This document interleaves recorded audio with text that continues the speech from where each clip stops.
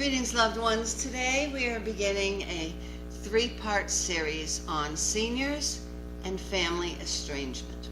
Help us get these messages out. Please subscribe to our channel, follow us on Facebook, Instagram, and Twitter. Hit the like button, hit the notification bell, and please share these messages with others because you never know, you could save a life. So let's talk about grown children who ignore their parents. This is called seniors and family estrangement. Grown children who ignore their parents can provoke a great deal of emotional distress and even physical health problems in elder loved ones. And adult children whose older or elderly parents don't communicate with them can undergo similar feelings of loss and bewilderment. Although some seniors struggle with feeling abandoned, others face the opposite problem, realizing that cutting off contact with a family member is the best course of action to protect their own well-being. These topics, they can be very hard to talk about. Whether you're feeling ignored or dealing with family estrangement, the emotions can take a toll on you, and many people feel too ashamed to seek help. If you're experiencing an estranged relationship with a parent or a child, the following information can help you explore why there is a division and how to handle it. So let's start with when you feel ignored.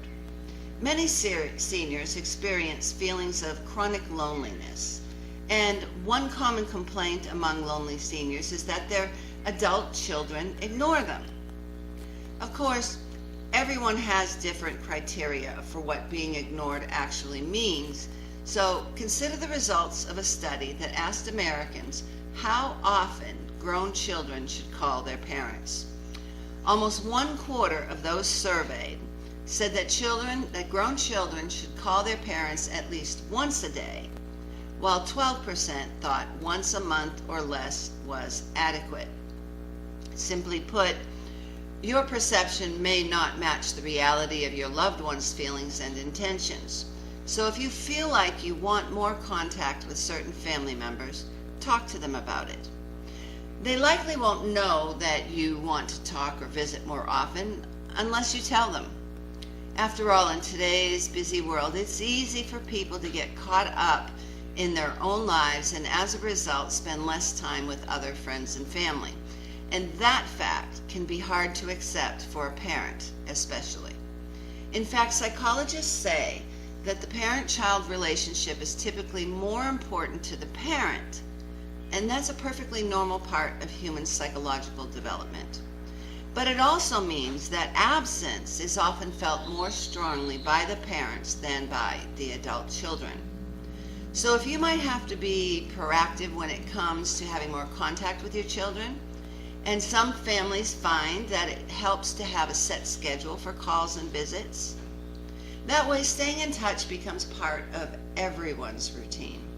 So if your child is not always there when you call, ask about a good time to call and try to stick to that time.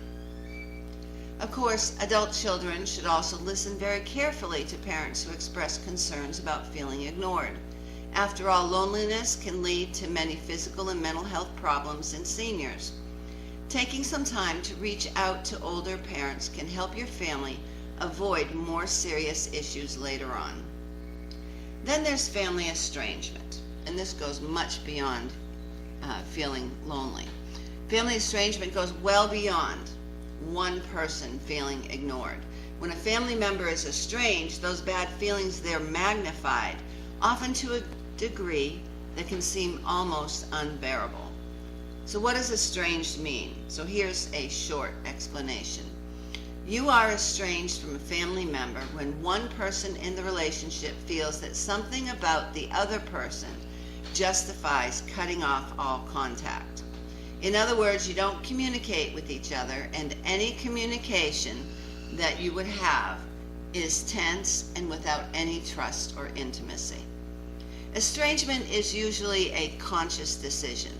If you're simply too busy to keep in touch, that's not necessarily estrangement. A person initiating an estrangement could contact the other person, but they just choose not to do so. A study in the Journal of Marriage and Family used the following criteria to determine if a mother was estranged from adult child. 1. The pair hadn't had any contact in person or by phone for at least a year. 2. Or the pair was in less contact than once a month, and the mother rated the quality of the relationship as less than a 4 on a scale of 1 to 7.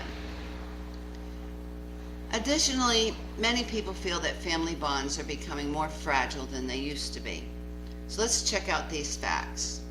A Journal of Psychology and Behavioral Science study found that more than 40% of surveyed college students ranging in age from 18 to 56 had experienced some kind of family estrangement during their lives.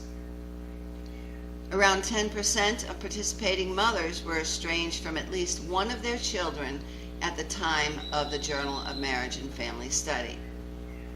Estrangement from family is not only painful, but also puts the seniors at risk. Others can step in and take advantage of your loved one.